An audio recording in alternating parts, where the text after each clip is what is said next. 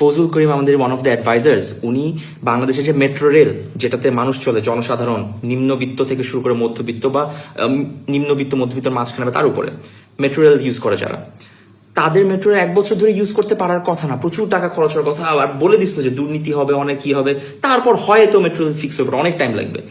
7 দিনের মাথায় এই লোকটা মেট্রো রেল ফিক্স করছে।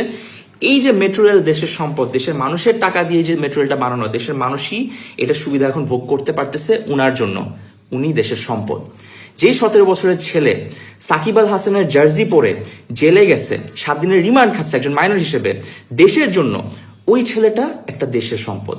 যেই ছাত্ররা গুলি খাইছে শুধুমাত্র যাতে আমরা স্বৈরাচার থেকে মুক্তি পাই, ওই যে গুলি খাইলো, মাইর খাইলো, টর্চার হইলো, আমাদের অ্যাডভাইজার্সরা, সমন্বয়করা, এরা দেশের সম্পদ। ওদের রেজাল্টে আমি আপনি আজকে এই যে বুক ফুলায় কথা বলতে পারতেছি, এরা হচ্ছে দেশের সম্পদ।